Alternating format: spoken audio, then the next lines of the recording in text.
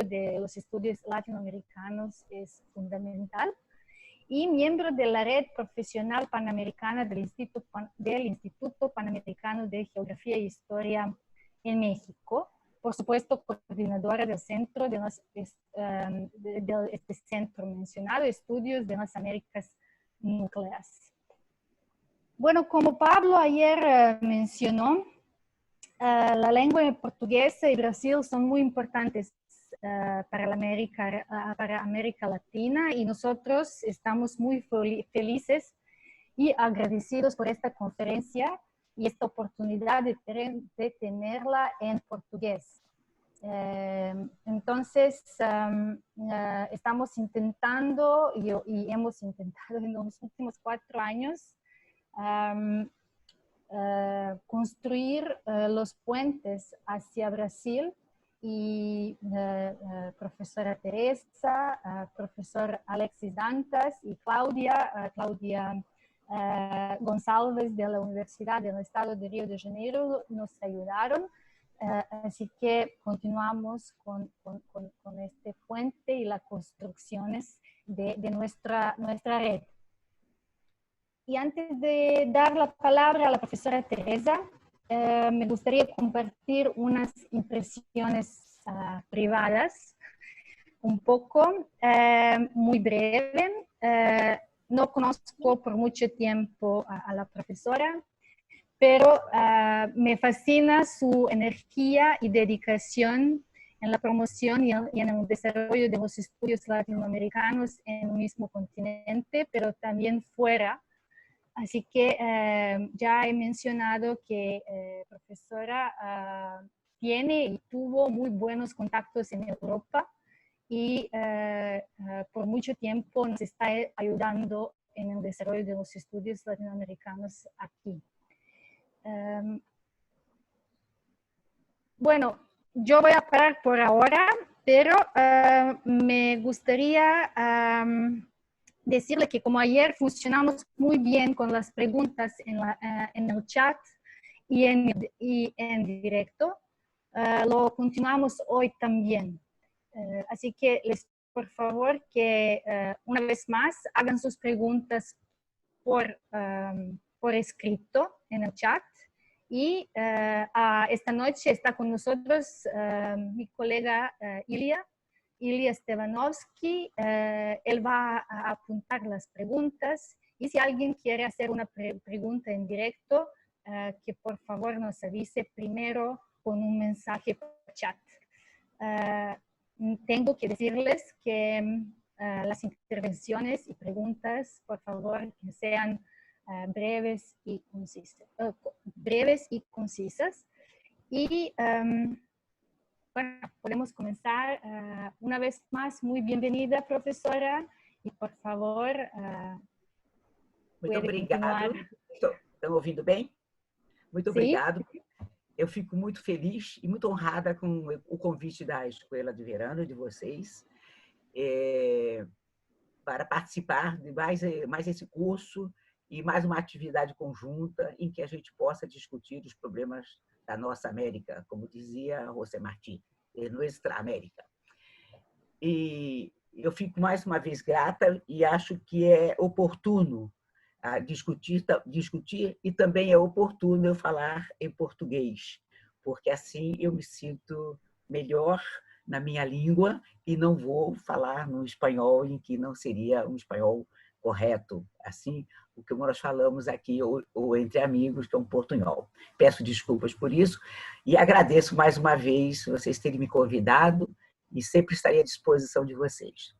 Nós falamos para refletir sobre as desigualdades e exclusões na América Latina. Na realidade, desigualdades e exclusões é tudo. Nós vivemos no meio de desigualdades e no meio de exclusões. No entanto, eu destaquei para discutir as questões das desigualdades, as desigualdades sociais. Porque há desigualdades políticas, há desigualdades regionais, há desigualdades econômicas, e todas essas desigualdades, evidentemente, elas vão se afunilar e nós vamos chegar às desigualdades sociais. E refletir sobre essas desigualdades é necessário que a gente faça rapidamente, para entrarmos nos problemas da atualidade, uma retrospectiva histórica, para que a gente entenda que elas não são contemporâneas, elas são de longa duração. É estrutural, como diz Brodel. É uma estrutura de longa duração, ela permanece e as mudanças são mínimas e elas são imperceptíveis quando há mudanças. E nós estamos cada vez mais num mundo desigual e num mundo de exclusões. Eu trouxe para que a gente se situe bem, que todo mundo conhece mais, mas eu trouxe o Brasil dentro da América do Sul. Evidentemente que ao norte vocês vão ver o Caribe, depois da América Central e América do Norte, mas rapidamente eu só desejei pontuar as áreas em que nós encontramos os fundamentos modernos da construção do novo mundo para a implantação quase que oficial dessas desigualdades. Vimos aqui o Brasil, essa larga costa brasileira, ela é onde quando nós falarmos da população negra, é onde predomina. O litoral do Brasil é todo litoral, desde aqui de São Paulo, onde está o cursor do Mauser, desde aqui desde São Paulo até o Maranhão, nós vamos encontrar uma faixa negra, onde os negros foram trazidos para as plantations. A parte interior do Brasil, tá? Do Brasil todo, conectando com os demais países da América, é formada por uma população indígena e atualmente mestiça. Então, como vocês viram, nós temos uma América pluricultural, uma América mestiça, uma América em que os problemas são de diversos níveis e diversas qualidades. Para isso, eu fiz um roteiro que vocês podem seguir, em que a gente já fala de longa duração. A longa duração, quando eu me refiro, eu não estou me referindo à América Antiga, ainda à pré-hispânica, mas sim desde a implantação das estruturas coloniais. Então, na verdade, neste mundo que foi descoberto, nesse mundo que foi construído no século XVI, no que nós vamos encontrar é um mundo novo que é construído à semelhança da Europa quinhentista, de uma Europa que já está sofrendo a crise da racionalidade ocidental, que já está em crise em várias de suas estruturas, e esse homem quinhentista é ele que vem conquistar, é ele que vem dominar, é ele que vem impor os seus padrões de dominação. Então, nós vamos encontrar esse processo que perdura até hoje em nossos imaginários e em nossa memória, ele tem uma partida que é do momento em que a Europa botou os pés na América.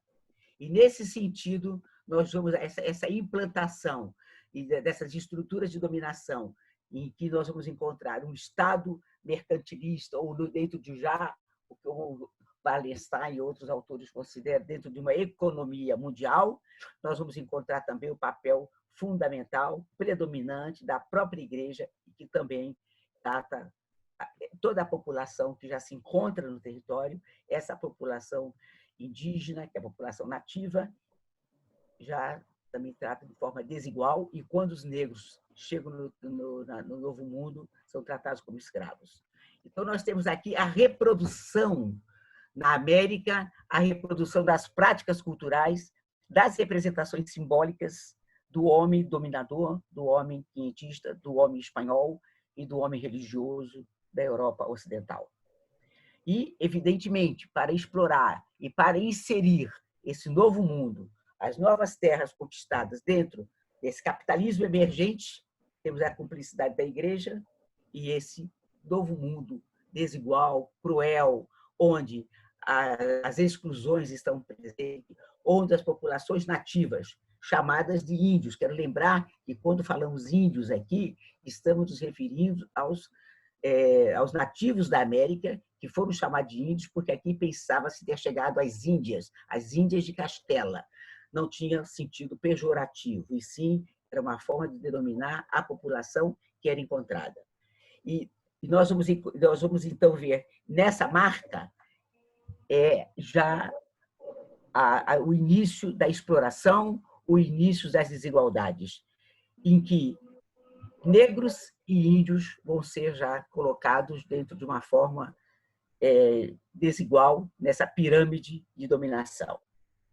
Então, nós vimos que tanto já pela estrutura que foi imposta e pelas formas de dominação e pela própria filosofia, em que o índio era considerado um elemento que poderia ser catequizado, poderia ser levado à fé cristã, ele então poderia trabalhar em um nível diferente do escravo, ele poderia ser cristianizado, ele era um súdito espanhol, e nisso, então, as relações de produção, as relações serão servis. Ele será um súdito espanhol na condição da implantação do regime de servidão na América, que já era bastante conhecido. O índio torna-se um súdito espanhol. Isso quando o índio não se rebela e o índio não é escravizado e o índio não é chacinado, dizimado. O genocídio indígena começa no momento em que a nau ibérica aporta no Novo Mundo. Nós vamos ver populações do Caribe, populações da Mesoamérica, da área andina, e os nossos índios aqui no Brasil, que já se encontram num outro estágio de complexidade cultural, também serem massacrados pela ânsia dominadora do homem europeu. E os índios negros e os pobres que vieram juntos também, não vamos esquecer também daqueles que vieram na qualidade de colonos para trabalhar e que foram também tratados dessa forma de exclusão, são praticamente levados para a invisibilidade. E esse processo, estou apenas mostrando como nós avançamos para o nosso momento atual.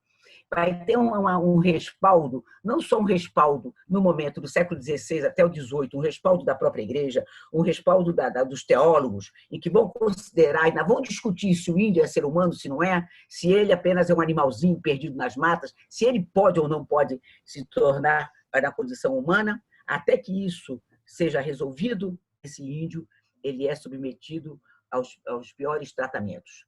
O negro já foi tratado como escravo, já era considerado um objeto, era considerado uma coisa, porque o negro era inimigo da fé cristã, era um infiel. Ele era tratado como todo muçulmano, como infiel, inimigo de Deus. Então, assim, nós temos um índio que não sabe se é ser humano ou se ele é um animalzinho, se ele pode ou não pode vir à fé cristã, mas que seria importante ele ser catequizado, é importante que ele tivesse uma humanidade. E para que ele tivesse essa humanidade, era preciso que ele fosse reconhecido como ser humano, como homem, e produto da igreja. E como explicar a presença desse homem na América se ninguém sabia da sua existência? Então, enquanto esses teólogos lutavam e brigavam e discutiam para dar essa conotação humana ao índio, nesse momento ainda ele é extremamente explorado.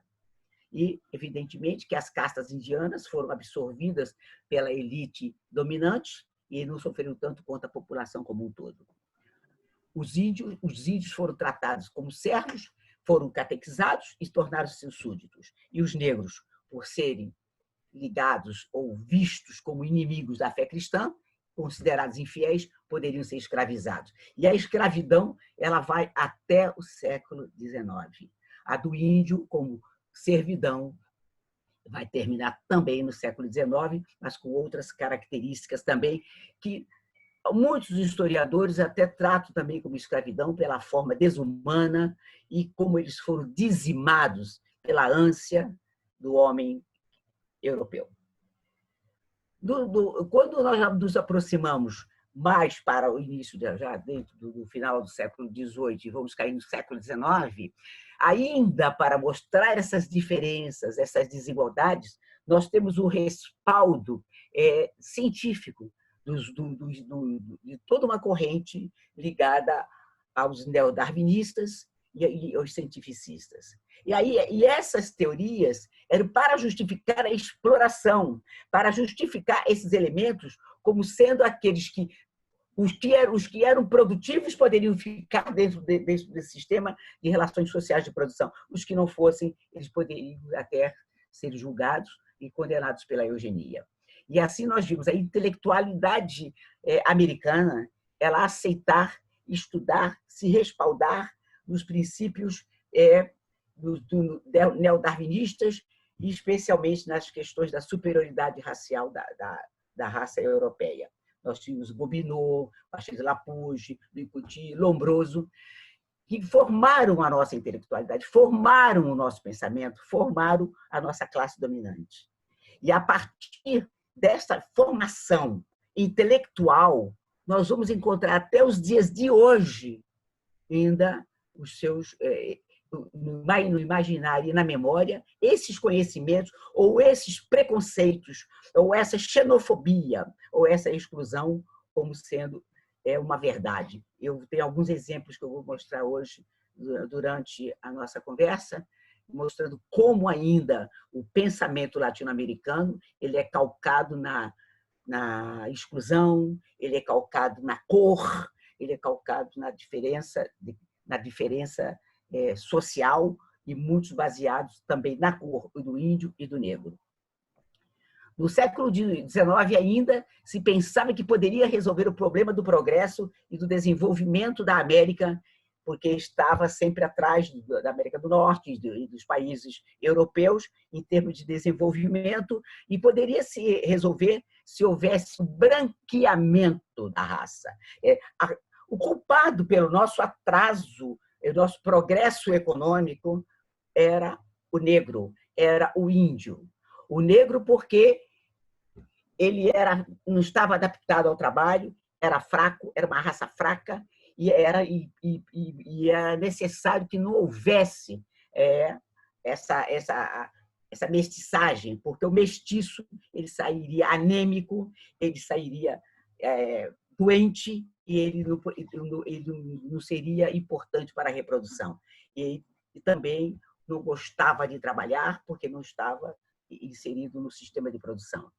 O índio, porque bandava no mato, era considerado por esses intelectuais como aquele que também não poderia ser tratado como a elite dominante. Embora em áreas como as áreas andinas e na Mesoamérica, nós encontramos o papel predominante, que difere fundamentalmente da questão brasileira, o tratamento dado aos nativos. É bem diferente do Império Azteca e do Império, vamos chamar assim, do Estado incaico, que já havia toda uma tradição de classes, de império, de Estado. Havia um Estado, mas é um Estado que se cooptou com o Estado europeu. Mas, de qualquer maneira, ainda as desigualdades e diferenças eram vistas. Nós temos vários exemplos dessa natureza. Bom, e esse racismo científico, ele predomina como uma doutrina universal e racional, que visava haver realmente diferenças biológicas entre as raças.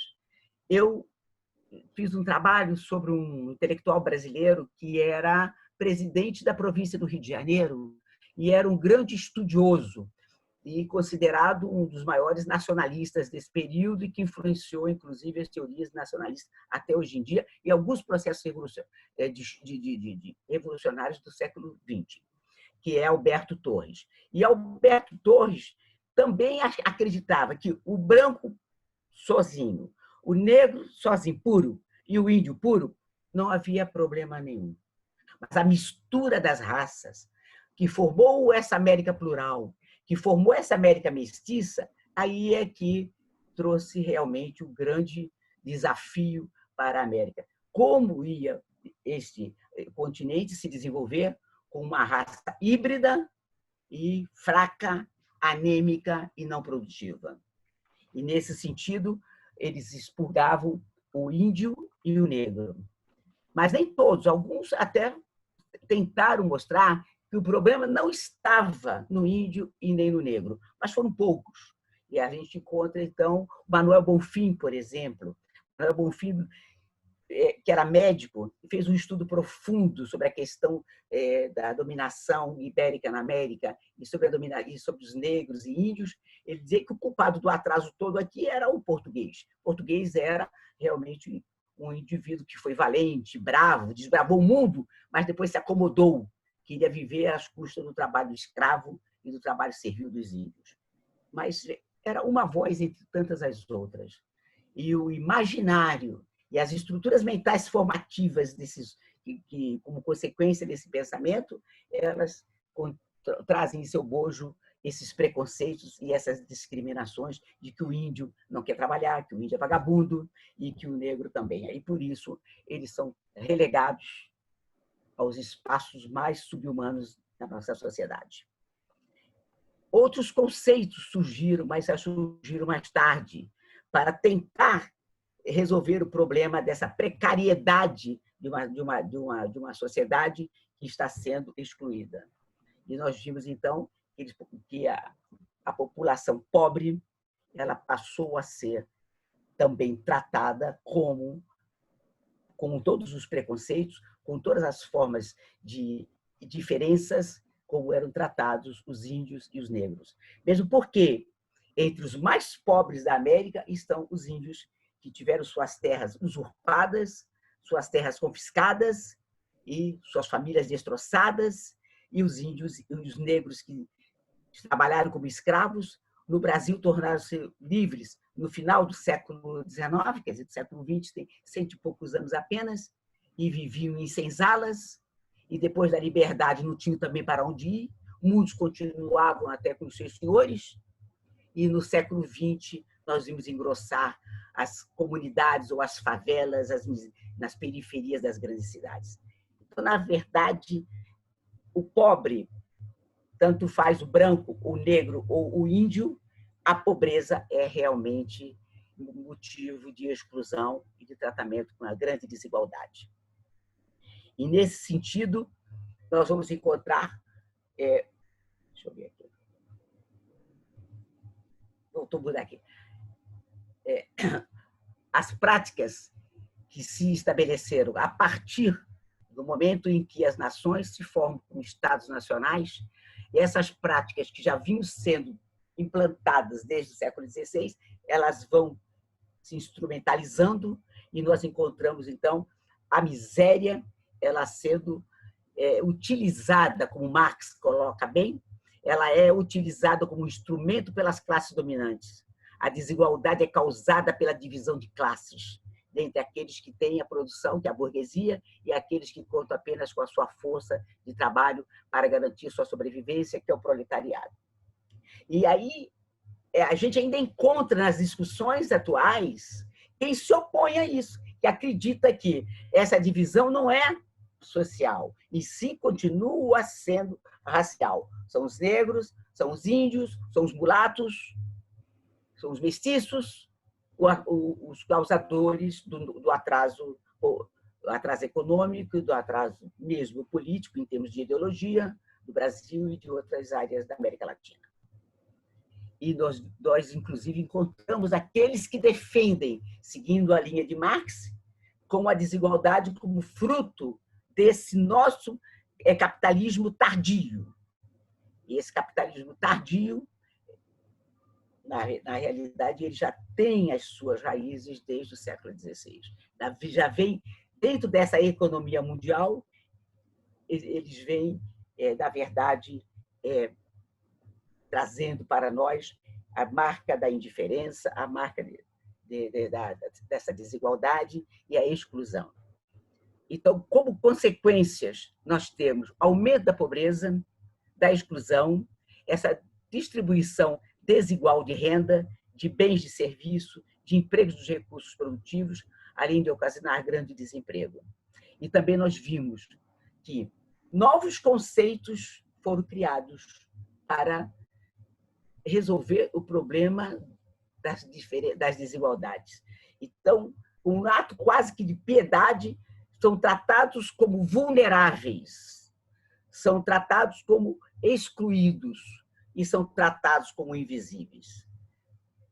Então, nós vimos aquela raça vigorosa dos nossos índios, dos nossos nativos, que formaram os grandes impérios e estados na América antes da chegada dos espanhóis, como os incas, os maias, os astecas, e toda essa população que hoje continua e que povoa e que traz todo o desenvolvimento para a nossa América, esses nativos valorosos, os escravos que aqui chegaram, que trabalharam e deram seu sangue e que se tornaram os grandes cidadãos latino-americanos, foram relegados à periferia, à marginalização, e nós chamamos até da periferização da miséria. Então, essa distribuição desigual da renda, de bens, do emprego, é toda uma questão ideológica. Há um grande medo da burguesia em que melhores condições de vida poderia trazer o que eles chamam desses miseráveis para o seio da sociedade e abalar o sistema de poder existente. E eu trouxe algumas fotos nesse item aqui para mostrar como é que essas desigualdades elas são visíveis. Eles são os nossos invisíveis, objetos invisíveis da sociedade.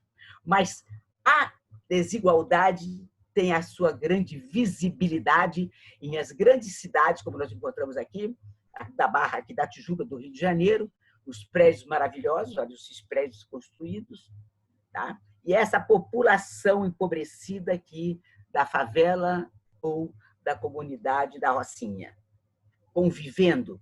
E olhe o paradoxo de toda essa situação.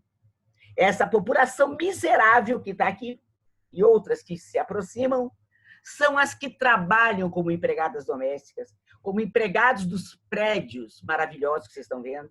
São aqueles que fazem os serviços de terceiros, eletricistas, mecânicos, consertam as geladeiras, que vão consertar os fogões, que estão dentro da casa da gente. Então, esta periferia desigual, esta periferia massacrada, esta periferia invisível, ela é extremamente visível para nós que os contratamos, pagamos seus salários para trabalhar para a gente, ou outros exploram a sua mão de obra extremamente barata, e que vêm fazer com que essa burguesia que vive paradisiacamente nesses prédios maravilhosos se beneficie da exploração dessa mão de obra encontrada. Aqui você tem um exemplo, é a mesma foto que eu mostrei, mas essa aqui é emblemática. Essa segunda foto, vocês vão ver uma favela famosa em São Paulo, que é Paraisópolis. É famosa pela violência, é famosa pelos confrontos, é famosa porque também, politicamente, eles reivindicam os seus poderes, os seus direitos, vivendo ao lado da burguesia paulista dominante aqui.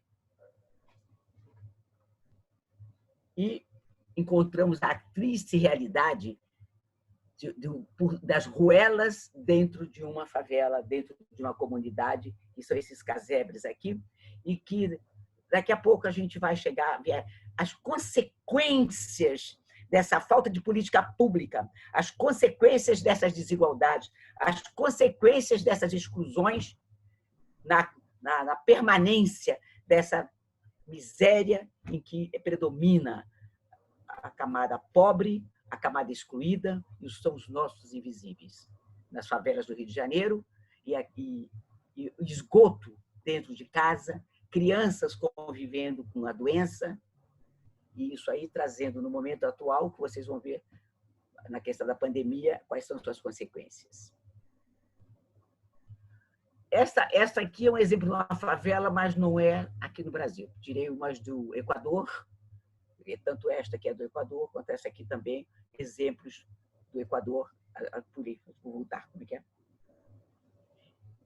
Essa foi cortada. É que essa foto foi cortada, mas eu tenho oportunidade depois de mostrá-la uma criança no meio desse lixo. Então, é uma realidade de todas as sociedades latino-americanas que vivem na periferia, que vivem na miséria, que vivem na exclusão. Não há diferença entre a pobreza brasileira e a pobreza dos outros países na América Latina, porque as desigualdades são as mesmas e a apropriação dos bens pela classe dominante é da mesma forma que se faz, de forma de dizimar, de destruir e de explorar o outro.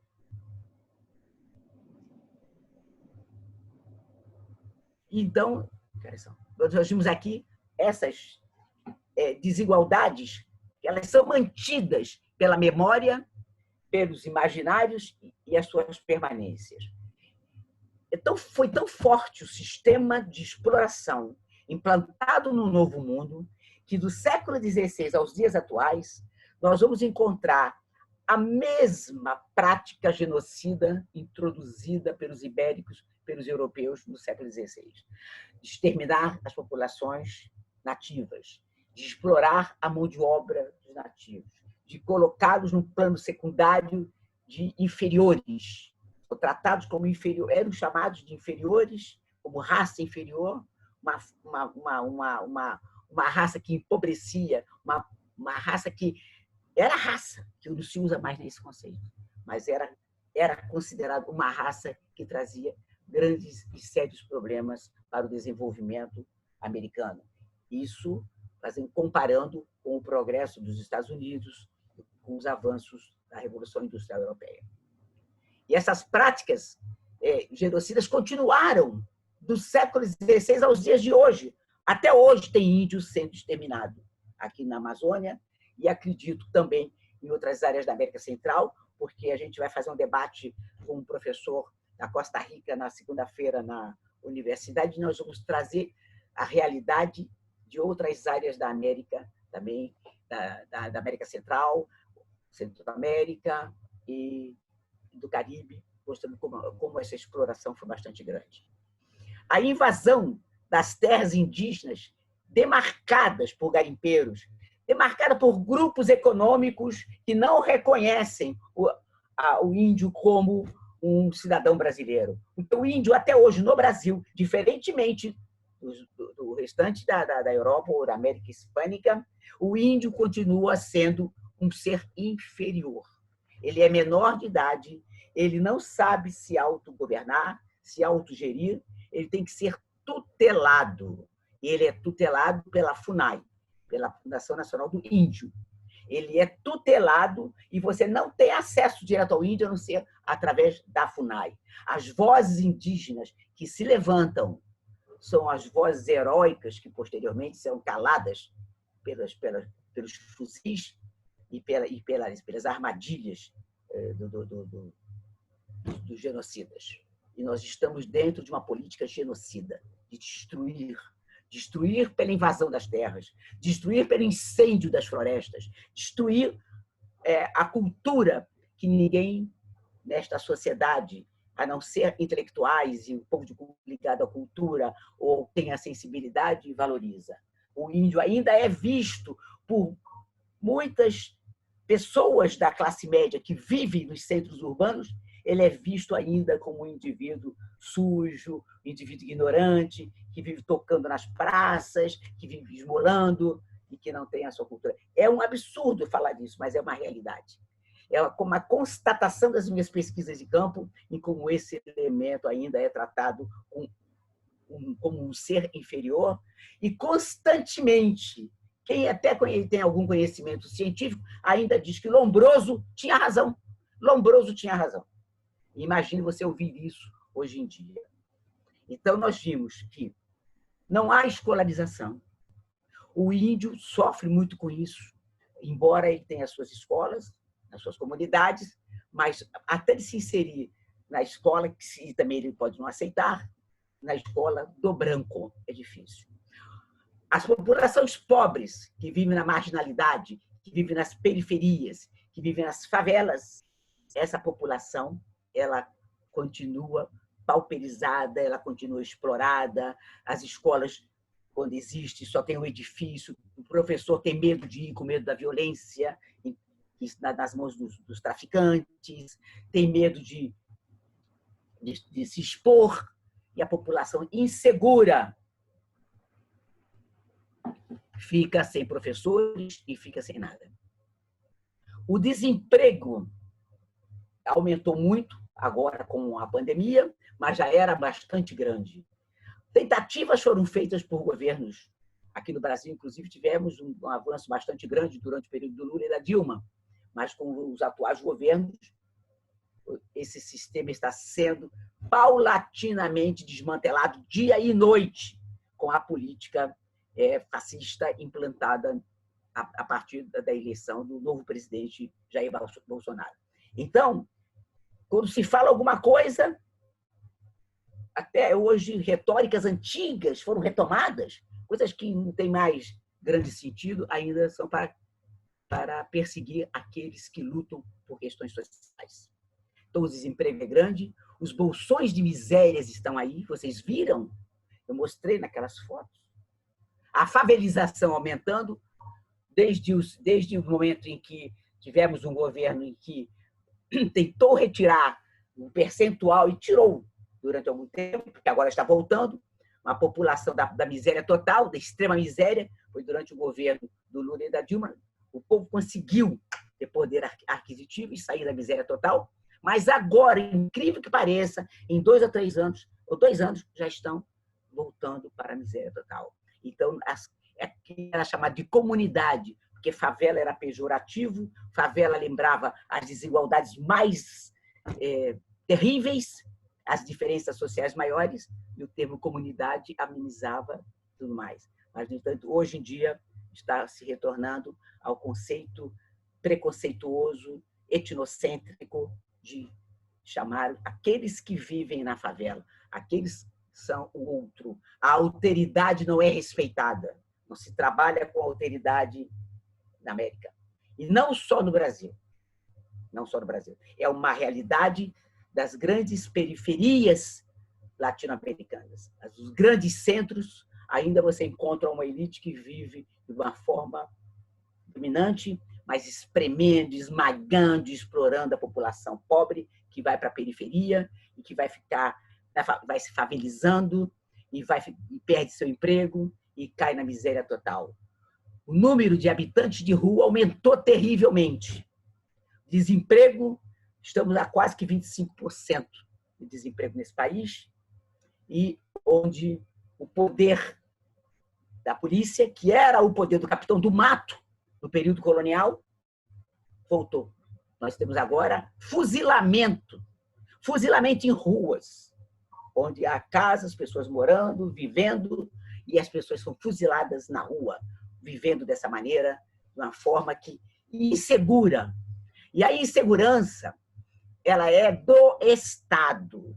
O nosso colega, que foi o primeiro conferencista, ele falou que a América Latina, o Brasil na América Latina, era o país mais violento, era o país mais miserável e tudo mais. Tem razão, mas não é o povo que é violento, é a falta, é o Estado que é violento, o Estado que não apoia, o Estado que está ligado a essa exclusão, essa favelização e essa desigualdade de vida. Então, nesse sentido, o Estado na América Latina precisava rever os seus conceitos e precisava dar maior atenção à sua sociedade. Então, nós vamos encontrar como é que muitas vezes o Estado tenta resolver isso, dando miséria, uma bolsa por mês de menos de $100, ou chega lá $100, sei lá, R$600, e a pessoa é obrigada a sustentar toda uma família com $100, enquanto o preço da alimentação é extremamente caro. Então, nós temos perseguições, vocês vão observar nas nossas discussões daqui a pouco sobre essas perseguições e violência que se dá muito ainda, como nós vimos no período colonial e nos séculos subsequentes, em cima da população pobre, da população negra e da população indígena. Perseguidos, violentados, assassinados, são abandonados à sua sorte. E cadê os direitos humanos? Os direitos humanos são desrespeitados. Existem, mas são desrespeitados. E muitas vezes aqueles que lutam pelos direitos humanos dos excluídos, dos invisíveis, também são assassinados. Então, realmente, estamos vivendo, como disse o professor, uma violência sem limites. Eu trouxe para vocês também verificar os reflexos aqui, a população indígena, e a forma como eles viviam em aldeamento, ou vivem ainda nas áreas que são atribuídas, mas essas áreas estão sendo invadidas pelos elementos à procura de minerais, né? Aqui nós temos um aldeamento também lá na Amazônia, a população toda aqui, notem que são tratados ainda de uma maneira bem excluída. Eles vivem nas suas terras, mas não têm o apoio, não têm o suporte do Estado. Esses aqui embaixo que vocês estão vendo são os índios isolados. Mesmo esses índios isolados foram vítimas recentemente de chacina e tiveram suas terras incendiadas. E aqui alguns índios que eu trouxe para vocês olharem a sua compreensão, pessoas ainda que estão querendo viver as suas tradições, viver a sua cultura, mas temerosos do avanço dos garimpeiros, do avanço do capital, do avanço da invasão estrangeira em suas terras também. Vocês estão vendo aqui pintados de negros, e isso é um confronto. Os índios estão realmente reclamando dos maus tratos, reclamando do abandono que estão vivendo, faltando tudo para eles, porque eles não estão inseridos na ordem dominante. Então, fora dessa ordem dominante, eles ainda têm as suas terras, as suas casas, as suas lavouras invadidas, e os seus deuses também desacreditados. Isso aqui eu já passei, que era do outro setor, e aqui, então, eu estava mostrando para vocês a grande desigualdade que está havendo na chacina que existe dessa população pobre. O pobre não é respeitado, invade-se as suas comunidades, elas são invadidas e já entra a polícia já dando tiro, não quer saber quem foi e quem não foi, já entra matando. E quase que diariamente morre alguém e vem a notícia, bala perdida. Não existe, gente, bala perdida. Até de helicópteros eles matam as pessoas que estão embaixo. Dentro de casa eles são assassinados por uma violência do Estado, porque a polícia é do Estado. Estão tratados com extrema desigualdade, não são tratados como seres humanos, não são tratados como seres sociais, não fazem parte da ordem social. Isso é uma realidade. E aqui eu trouxe um aspecto que eu não poderia deixar de falar, porque coincidiu a nossa palestra com a Covid-19, com a pandemia. E aí é que vocês vão ver as desigualdades. Estou vendo valas comuns. Essa aqui está até organizada, porque ainda não colocaram os outros caixões, mas são jogados nas valas comuns. E as pessoas têm que saber se é o terceiro, quarto ou quinto caixão em que sua mãe, seu pai ou seu irmão está. Notem, se morre alguém que é um banqueiro, ou um político, ou uma pessoa que tem um status social, não vai para uma vala comum. Isso aqui é falta de cemitério, é falta de estrutura até na morte. Até na morte há exclusão. Até na morte há desigualdade. Até na morte as diferenças são marcantes. E a sociedade fica calada. É uma coisa que dói. E eu não poder sair e fazer nada, porque eu já estou na idade de risco também, então tem que segurar aqui por causa da pandemia. Aqui vocês já estão preparando para a chegada de mais corpos. Então, é uma realidade que dói. No início da pandemia, a gente não conseguia dormir, porque no Amazonas as valas eram abertas, eram jogadas, as pessoas choravam, que queriam saber se era o pai ou se era a mãe quem estava ali. E muitas vezes, as pessoas eram enterradas erradas. Enterravam uma família, e não era daquela família, era de outra. Nem respeito ao morto, nem respeito. E agora vocês me perguntam, quem é esse povo que está aí? Esse povo é aquele povo mestiço, é aquele povo negro, é aquele povo indígena, é aquele povo invisível, que se tornaram visíveis na morte. A pandemia visibilizou. E essa visibilidade está doendo na alma do cidadão brasileiro. Essa visibilidade está doendo na classe social. Então, isso é terrível. E é chocante, mas era necessário que vocês vissem as diferenças e as desigualdades, elas perduram além da vida. Elas vencem as fronteiras da vida e elas se conectam na morte.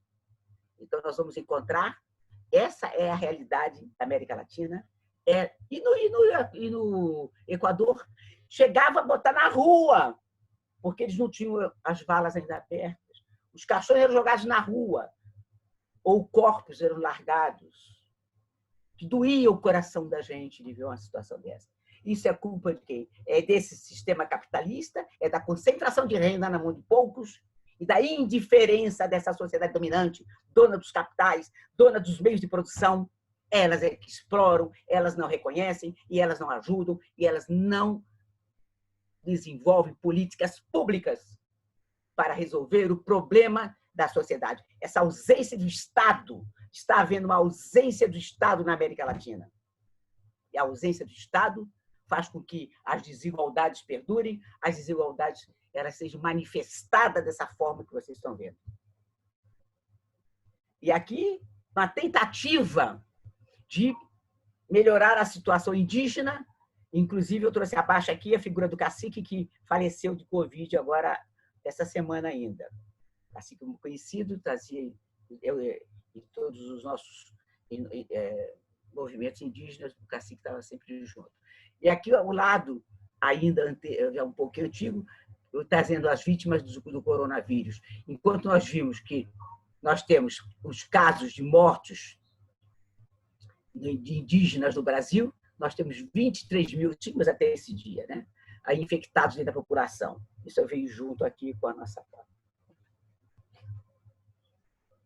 E os movimentos indígenas tentam seguir os movimentos modernos, tentam seguir os movimentos em que a gente está fazendo contra o racismo, contra o abandono, contra as discriminações. Então, as vidas indígenas importam, assim como as vidas negras importam, como fizeram nos Estados Unidos, quando mataram também pelas desigualdades, pelas diferenças, pelos preconceitos, pela xenofobia. Vocês viram como massacraram o pobre homem, pisando, a polícia norte-americana matando. E aí, pensa que é só lá? Nós vimos, depois disso, em São Paulo, no Rio de Janeiro, a polícia paulista e a polícia carioca usando os mesmos métodos para sufocar e matar os nossos negros aqui, porque ou são considerados realmente malfeitores ou são considerados bandidos. E aqui vimos uma população indígena lutando contra o coronavírus. Aqui é um mapinha para vocês terem uma ideia das aldeias indígenas que circundam os países latino-americanos e a quantidade de aldeias. Todas essas aldeias detectaram positivo do Covid-19. Já está na hora? E nós vimos, então, que as desigualdades, as exclusões, elas existem e essa invisibilidade está se tornando visível agora com a morte. Então, manifestos indígenas contra o racismo e contra o preconceito, tentando, da mesma maneira que os negros fizeram, se jogando na frente e pedindo, os índios também estão utilizando. Somos todos iguais. Estamos todos no mesmo barco e nos espaços da exclusão. Estamos todos sendo massacrados. Então, nós todos existimos. As vidas negras existem, as vidas indígenas existem, as vidas negras importam, as vidas negras também importam. Trouxe mais algumas imagens para vocês sentirem as grandes diferenças. Mais uma aqui da Rocinha. Essa daqui é aquela vista de Paraisópolis, que é de São Paulo, um prédio maravilhoso, distinto, e aqui embaixo a favela de Paraisópolis, que até em novela da Globo já apareceu, como sendo aquela favela paradisíaca, existe comunidade miserável, pobre, sem água, sem esgoto, sem nada. Como cuidar de uma pandemia em um lugar que não tem água encanada, um lugar que não tem alimento, um lugar que não tem distância, que não pode haver isolamento, que não há máscara para todos, e que não fica 1,5 metro de distância um do outro. Fica todo mundo junto. Evidentemente que o vírus encontrou o seu locus para se desenvolver. Aqui também é outro aspecto. Como combater uma epidemia na América Latina, se a América Latina, todos os países da América Latina, têm essas comunidades pobres, miseráveis, umas até pior do que as que estão aqui, são de zinco, são de plástico. Aqui ainda são casas, mas um em cima do outro. E se percorrer essas ruas, não há higiene. Não que o povo seja povo, é porque não tem como. Não há esgoto, não há luz. Médicos só embaixo. O Sistema Único de Saúde que este governo está desmontando. Está desmontando o sistema que atende a população. Então, querer ir para um Estado para ser tratado é uma coisa, mas não tem como, onde. E aqui tem um exemplo, aqui, uma criança aparecendo no meio dessa multidão, como isolar, como fugir, como se salvar do contágio. Como se salvar do contágio, onde as desigualdades predominam, onde esta criança não tem comida, não tem água, não tem álcool, nem água para lavar a máscara. Essa máscara deve ficar séculos nesse rosto, contaminando. É uma tristeza, mas é uma realidade. A gente está falando das diferenças, das desigualdades, das exclusões, da visibilidade. E o pior, da xenofobia, o horror que tem ao outro, dos preconceitos, das discriminações. Isso é, junto com as desigualdades, tudo isso vem junto. Aqui eu mostrei os reflexos das desigualdades, mostrando aqui o poder e a população sem nada. Para vocês sentirem como é que a gente vive. Aqui mais alguns para trazer o momento atual. Esse é o fim que se dá à nossa população mestiça. Esse é o fim que se dá à população pobre. Esse é o fim que se dá aos negros do Brasil. E, evidentemente, eu até estendo essa minha análise para os outros países também. Aqui já é um movimento um manifesto contra o racismo. E basta de genocídio. Nas cadeias, se visitar uma cadeia, só tem pobre negro nas grandes cidades. E se visitar uma cadeia no interior, só tem pobre e índio e mestiço, que é realmente triste, porque ficam abandonados, bebendo água em latinha, não tendo lugar para fazer suas necessidades fisiológicas, a não ser um buraco no chão. Esse é o tratamento que é dado ao ser humano, que todos nascem igual.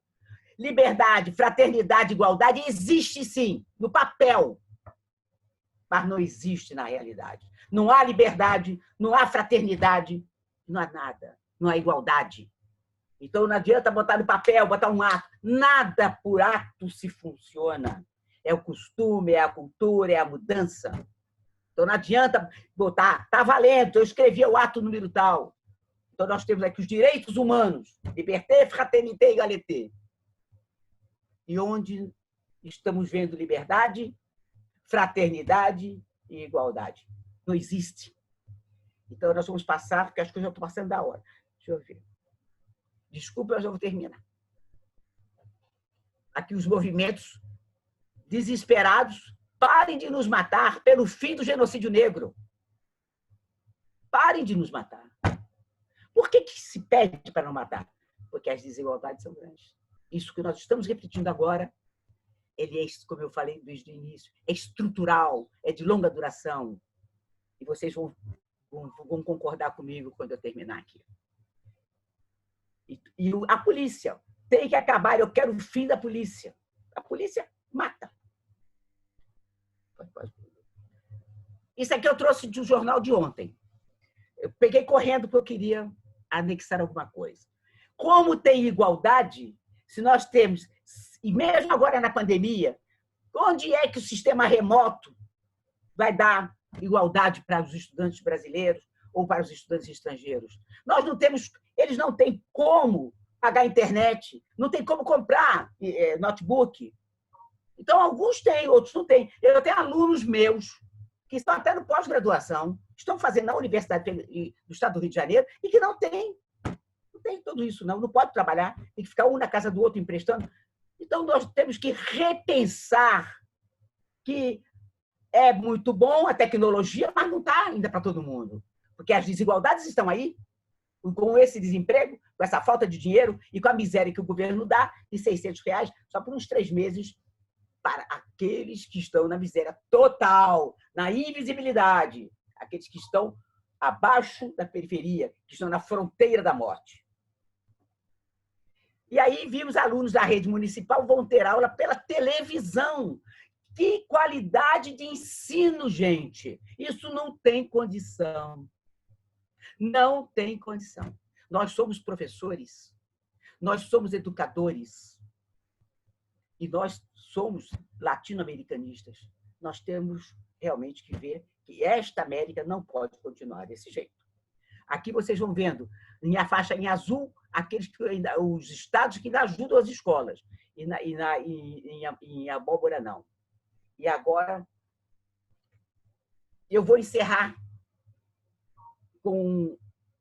mostrando que, como nós trabalhamos com memória, imaginário, como nós ainda guardamos no nosso imaginário todos os resquícios das desigualdades e das diferenças, e como nós realmente colocamos os nossos movimentos, nossos pensamentos mais xenófobos, mais terríveis para funcionar. Esta juíza, em Curitiba, ela condenou um negro.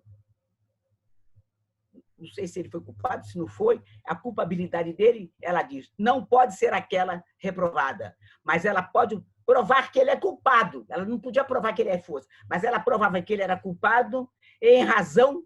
Aí, bota aqui de novo. Até apaguei na hora. Em razão da sua raça. Isso está no despacho de ontem. A juíza, há 2 dias atrás, que ele ia ser condenado em razão da sua raça. Claro que ela foi chamada a atenção, ela vai responder um processo por racismo e tudo mais, vai ficar nisso mesmo. Mas o pobre negro foi condenado. E essa é o nosso momento em que eu quero perguntar se está na hora de terminar, para agradecer a vocês e me colocar à disposição para que a gente discuta, porque tem mais coisas, acho que não, para que a gente possa discutir o que vocês quiserem perguntar, que eu não falei ou que eu não me expliquei bem, e eu me coloco à disposição de todos vocês e agradeço a atenção dada. Espero não ter ultrapassado muito o tempo para não atrapalhar o debate. Muito obrigado a todos pela atenção que vocês me deram. Querida profesora, muito, muito obrigada. Eu me sinto muito emocionada y muy inspirada por su ponencia. Creo que los demás también. Hay muchos comentarios, muchas preguntas y creo que abrimos un diálogo muy importante con este tema.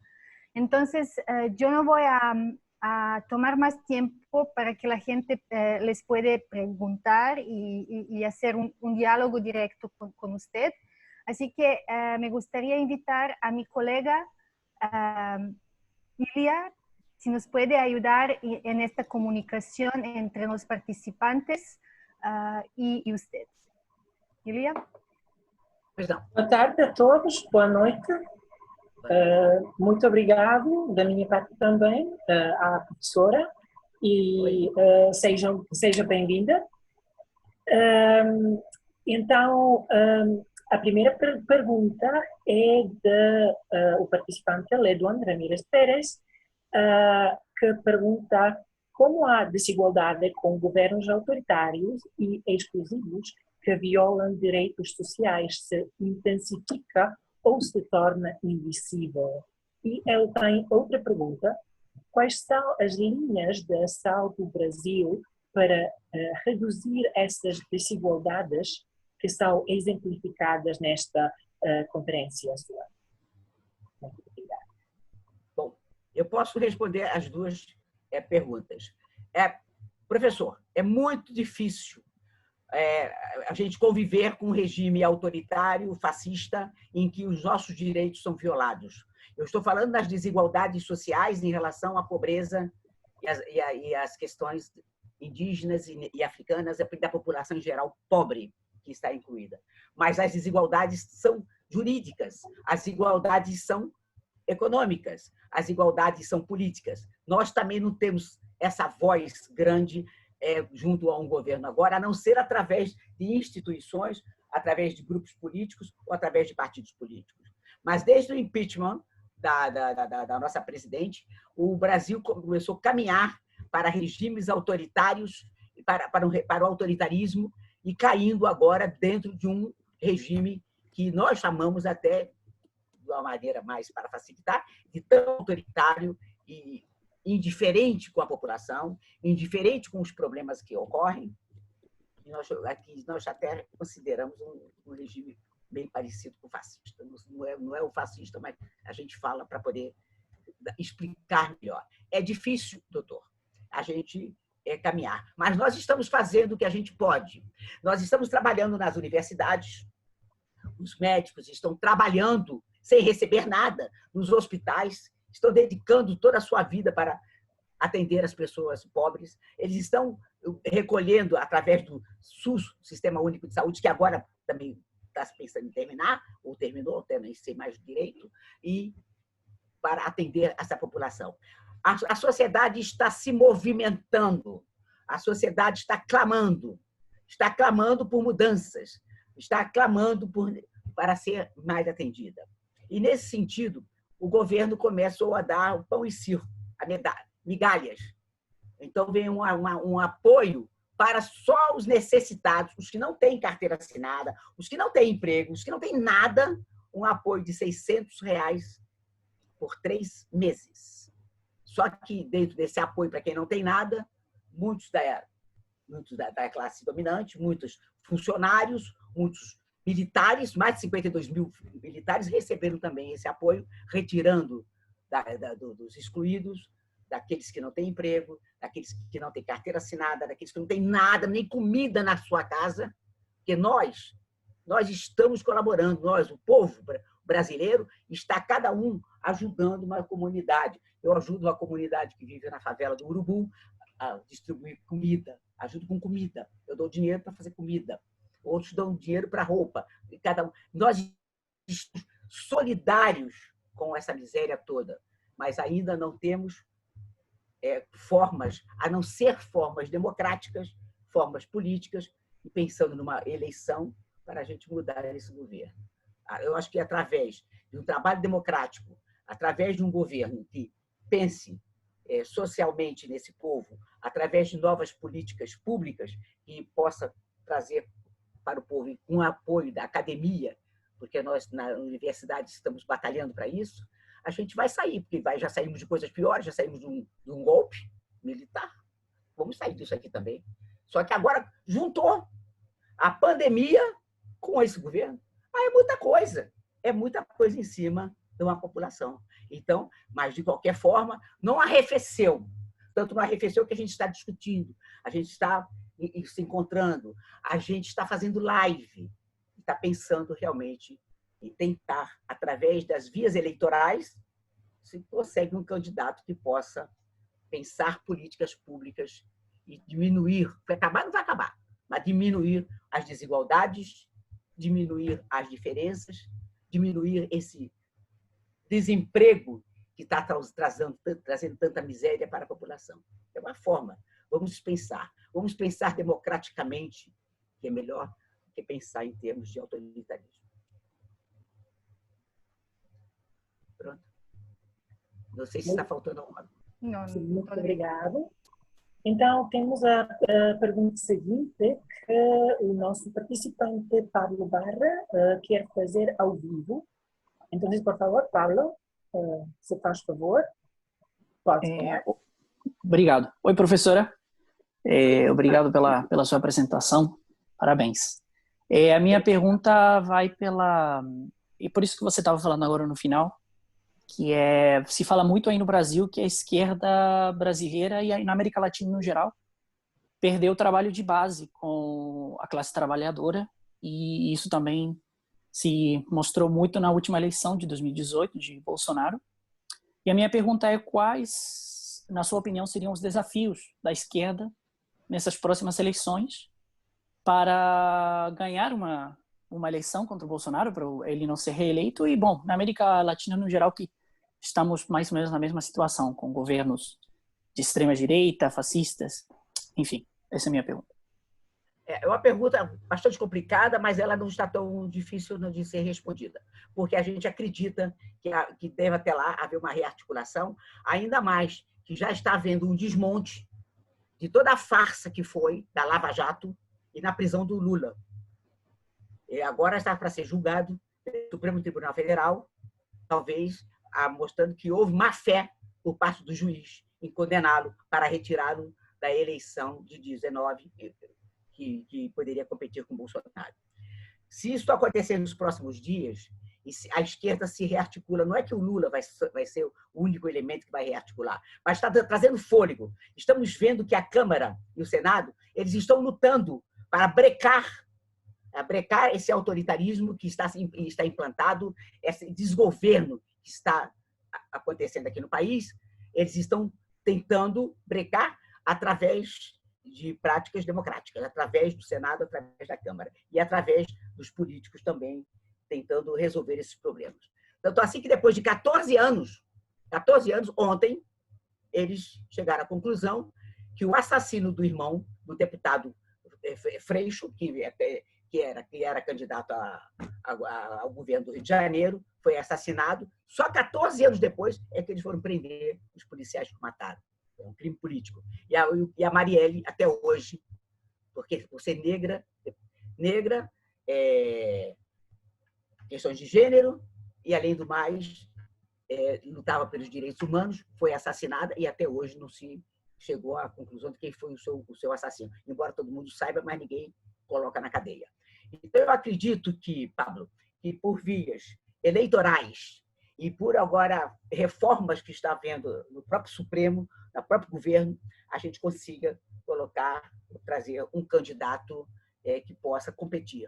Embora, como todo poder autoritário, um camaleão, o atual governo está agora dando um de paz e amor, tratando todo mundo bem, distribuindo dinheiro nas áreas bem miseráveis, nos bolsões de misérias, para poder ganhar uma reeleição. Mas ainda falta muito tempo. Ainda temos alguns anos pela frente, uns 2 anos pelo menos, e a esquerda, acredito que ela vai se rearticular. Ela não está parada, ela está imobilizada ainda, porque os seus principais líderes foram para a cadeia. Injustamente está sendo revisto isso. E a corrupção, ela está dominando o país, mas ela está nesse governo. Tá? Não sei se eu te respondi, Pablo. Sim, professora. Muito obrigado. Obrigado. Muito obrigado, Pablo, pela tua pergunta. Muito obrigado, professora, pela resposta. E agora temos também uma pergunta que vou ler eu, é da nossa participante Antônia Jutranich, e tem a ver um pouco com Lula. Diz: professora, eu queria saber se o sistema da segurança social estabelecido durante a investidura de Lula tem mudado a situação de desigualdades sociais em Brasil. Eu não entendi bem a pergunta. O que ele queria saber? Se durante o Lula... Se Lula, e durante o tempo de Lula, tem mudado um pouco a situação da desigualdade. Para vocês terem uma noção, desculpa te interromper, mas já entendi, durante o programa social do Lula, com Frei Beto e os seus assessores, foi um dos melhores programas sociais que eu acho que teve nessa América Latina, de reconhecimento de todos. Ele conseguiu tirar o país da miséria total, que estava tipo como a Etiópia. Conseguiu tirar. Os miseráveis todos tinham comida, como ele dizia, dar comida para todos, e tiveram acesso depois também a alguns bens que o capitalismo traz, que é celular, que é moradia e tudo mais.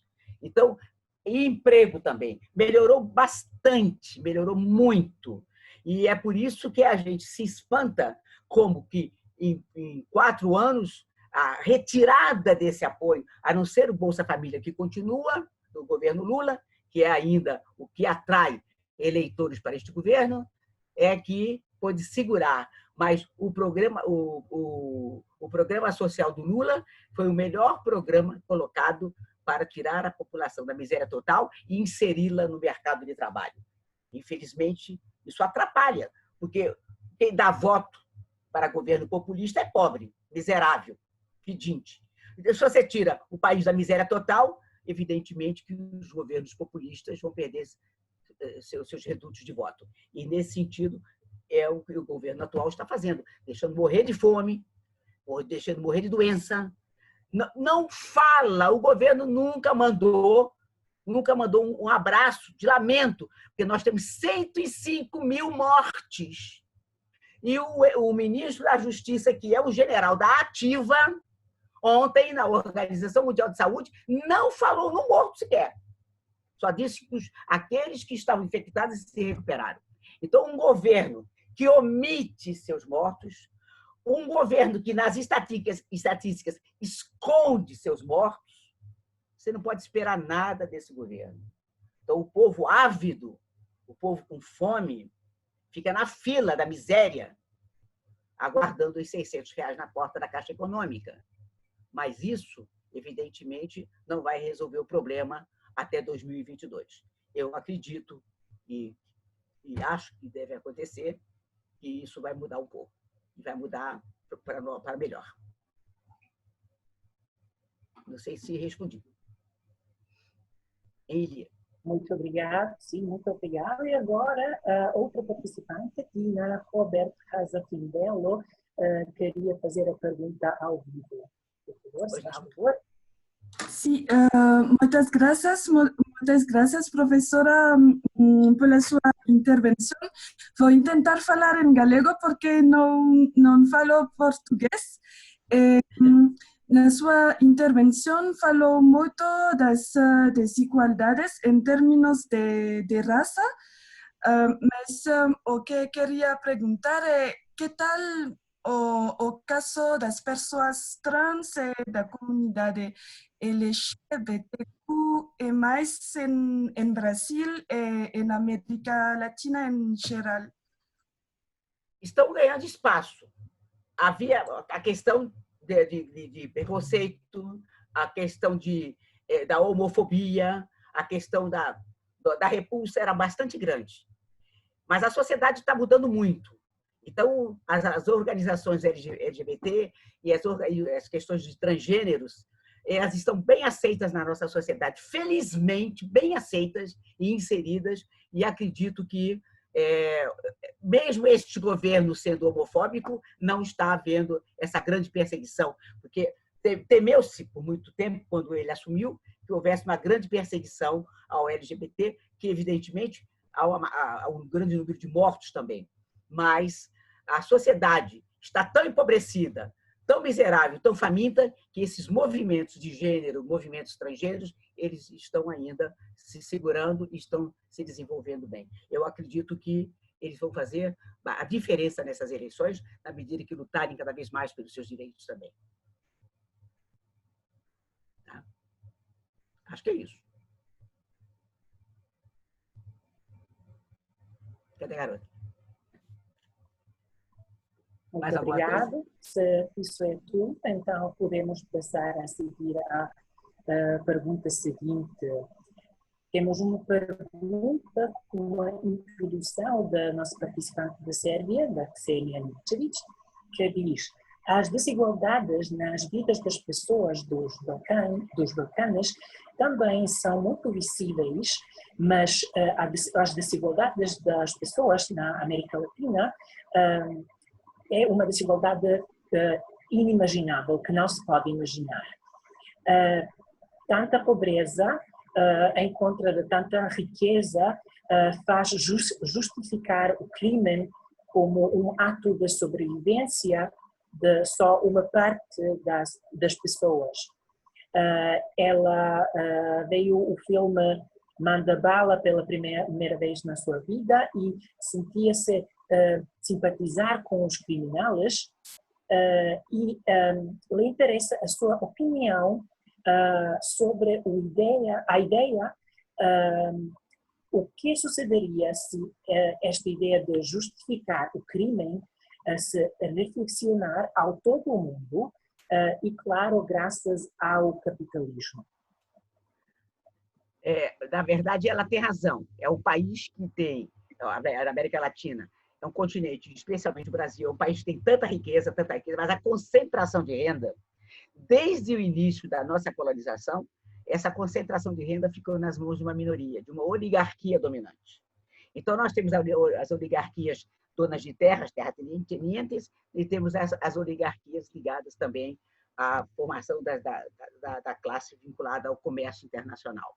Então, nós vimos em que as oligarquias tradicionais ligadas à terra uniram seus comerciantes e formaram um grupo, uma aristocracia comercial bastante forte e que concentra toda essa renda e todo esse poder. E, evidentemente, que a distribuição de renda não é a prioridade de um país em que a renda para eles é predominante para o status e para o poder e para a inserção nesse mundo capitalista. E o capitalismo exige cada vez mais em que as pessoas sejam super especializadas, elas atendam às exigências do mercado e da própria tecnologia que avança, e aí o desemprego aumenta. Então, além da concentração das terras, da concentração das riquezas naturais, ainda há o expurgo dos não especializados no mercado de trabalho. Então, nesse sentido, a concentração continua com a elite dominante e a classe média brasileira, ela praticamente inexiste. Ela se segura muito na classe dominante, mas a miséria que vocês estão vendo, que eu falei também, eu até nem toquei nesse assunto, vou tocar agora, que vocês podem ver morando nas comunidades, há muitas famílias, muitas mesmo, famílias que eram de classe média, que perderam o poder aquisitivo e que não puderam mais morar nos melhores bairros e foram morar nas favelas, nas casas de madeira, nas casas pobres das comunidades, porque não tem emprego, perderam a renda, perderam o emprego, perderam o salário e perderam os seus laços identitários com a classe dominante. Então, nesse sentido, essas pessoas passaram a morar nas favelas. Então, saíram de seus bairros e foram morando. E a favela crescendo, ela invade os bairros nobres. Uma ocasião, eu fiz um texto sobre a favela invadindo a urbis, lembrando até da urbis romana, que a favela sobe, ela avança para dentro dos bairros nobres. Onde eu moro, por exemplo, eu moro embaixo do Cristo Redentor, moro bem, num lugar legal, mas tem uma favela. E agora está violenta, com tiroteio. É uma favela em que a pobreza é grande. O número de desempregados é bastante grande. E os imigrantes que chegaram aqui, os sírios, os árabes, e agora os imigrantes latino-americanos e outros imigrantes, também foram para a favela. Foram para a favela. Recebemos o pessoal do Haiti, Angola, Moçambique, estão todos vivendo em favela. Se favelizaram, estão na miséria. Porque vieram para uma terra, como você mesmo disse, que tinha riqueza.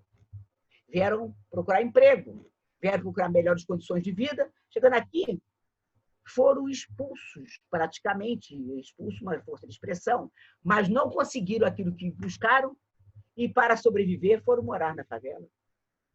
É um dos grandes problemas que a gente aumentou, além da migração interna dos outros estados brasileiros para o Rio de Janeiro, para São Paulo e outros, que são as maiores favelas do Brasil, nós ainda temos todos os estrangeiros que vieram para cá, em sua maioria, desamparados, por falta de políticas de imigração, por falta de emprego, por falta de condições de vida, foram para a favela.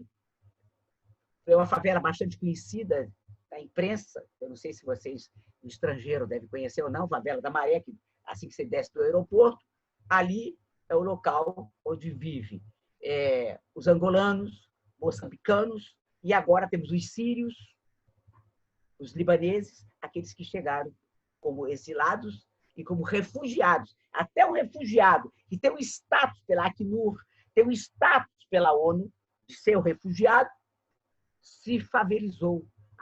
As diferenças foram tão grandes que eles foram viver nas favelas. Então, realmente, tanta riqueza como você viu, tanta riqueza como se constata, mas nas mãos de uma minoria privilegiada, dos empresários e donos do poder. O resto, lutando e batalhando. E a classe média, como nós, professores e outros, brigando para sobreviver, dando aula de um lado para o outro e colocando energia para poder não morrer também à beira. Assim, tá bom? Muito obrigado. Outra pergunta de Abi A. O que é que considera, qual é o limite entre o respeito e o sentido de apreciação pela diversidade cultural e social e a dominação justificada pela mesma sociedade ou governo? Você repete a pergunta porque o som não ficou bom. Sim. Qual considera que é o limite entre o respeito e o sentido de apreciação? Podem ouvir-me? Podem ouvir-me? Você perguntou como eu considero o limite? Sim, entre o respeito e o sentido de apreciação pela diversidade cultural e social e a dominação justificada pela mesma sociedade e o mesmo governo. O limite é da tolerância. Está realmente o limite da tolerância, mas é uma tolerância também, eu acredito que até um determinado ponto. Então, tolera-se a um determinado momento, enquanto a ordem que se estabeleceu não for extrapolada. Se esse limite for ultrapassado, evidentemente que as forças coercitivas elas vão atuar. Então, o limite é o limite da tolerância. E vai até um determinado ponto, e isso é muito do momento e de quem está no poder. Tá? Muito obrigado. Outra pergunta de Sebastião Fuentes. A sociedade norte-americana é uma das mais racistas que existem. Mais poucas pessoas reconhecem que a América Latina é extremamente racista e segregacionista. Por que você acha que é difícil reconhecer isso? Não, a América Latina não é a mais segregacionista. As sociedades são segregacionistas. Todos os povos são etnocentristas. Todos os povos se julgam superiores aos outros. É bastante interessante quando você faz um estudo de campo. O índio mesmo, se você for entrevistá-lo, ele se acha superior a todos. Ao branco também. Então, o negro é a mesma coisa. Todos os povos são etnocentristas. Agora, segregacionista é no momento em que você vê diferenças que nem sempre são as diferenças raciais ou de cor. Hoje em dia nós falamos de questões étnicas e mesmo a própria etnia já não está sendo mais aplicada dessa forma. Mas as grandes diferenças são as diferenças assinaladas por Marx, são as diferenças de poder, de poder financeiro. Quem tem poder, quem tem dinheiro, a classe dominante, ela vai se tornar segregacionista daqueles que não têm.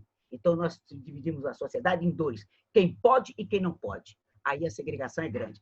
Então, nos Estados Unidos, na América Latina, nós temos uma grande massa de pobreza, em grande parte originada pela própria exploração da mão de obra feita pelos magnatas, através do capitalismo cruel, selvagem. E essa miséria e os seus miseráveis, os seus invisíveis, são segregados a um mundo subterrâneo. Nós chamamos de sociedade de subterrâneo. O que você quer mais?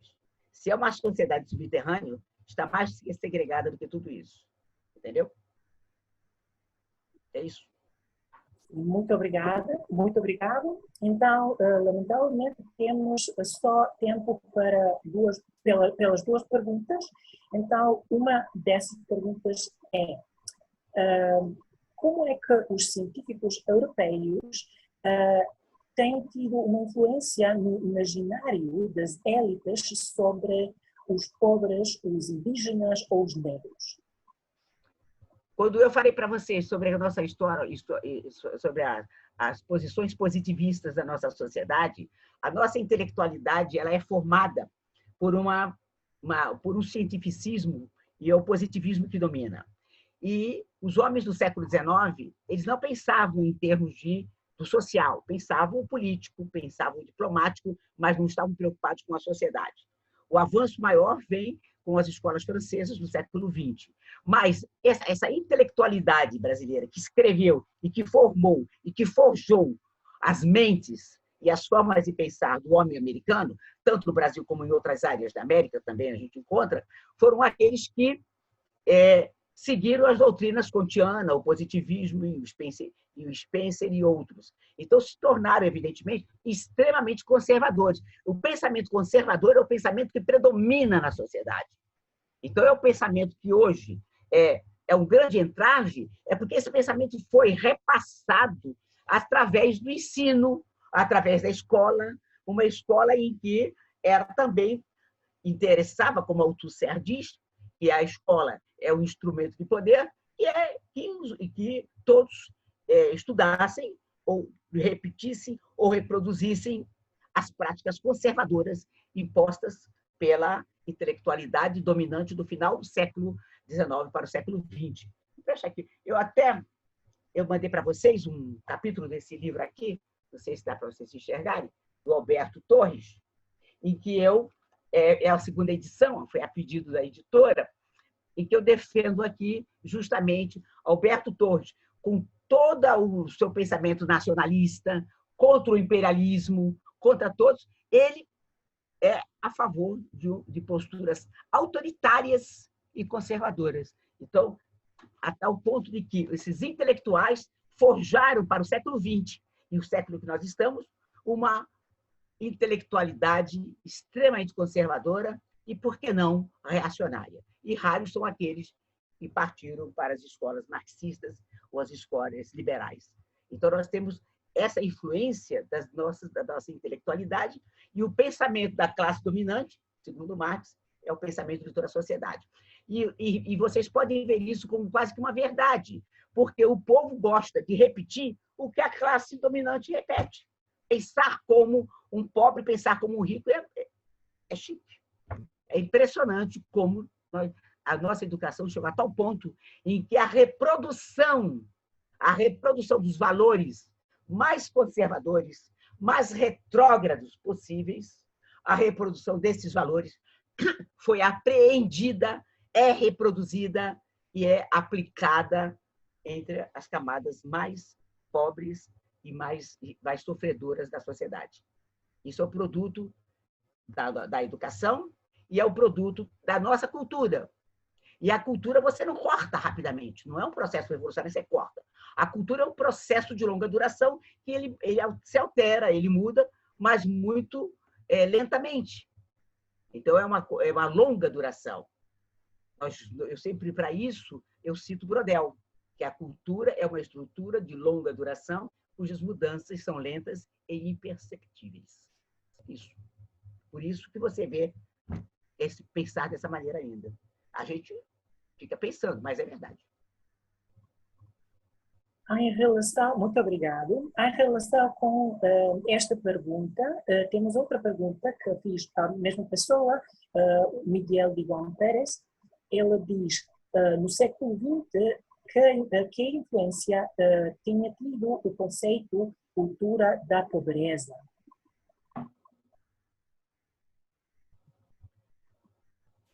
Carlos, o que você quer dizer cultura da pobreza? Qual é a influência que esse conceito tem tido? A cultura da pobreza? Sim, no século XX. A cultura da pobreza é realmente interessante para a classe dominante. Quanto mais você dá, você espreme, você explora o pobre, mais você tem vantagem sobre isso. Mas a cultura da pobreza, eu não acredito que seja a tônica dominante. A pobreza em si, ela é já o produto da exploração da classe dominante. Então, quando a gente vê a pobreza nesse sentido, eu entendi o que o Carlos queria dizer. A cultura da pobreza, quanto mais pobre você tiver, evidentemente, mais poder você tem em suas mãos. Aí o Foucault explica, né?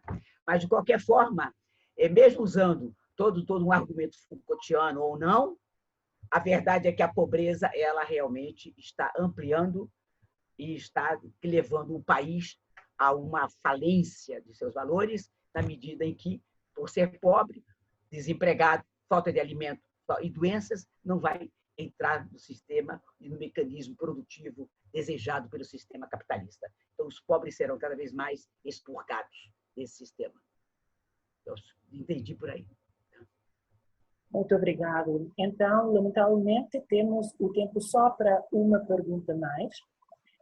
E essa seria: considera que o papel da sociedade é favorecer a conexão, compreensão, apreciação e simpatia da diversidade social para fazer uma simbiose dos sistemas que favoreçam o desenvolvimento das comunidades locais, nacionais ou continentais?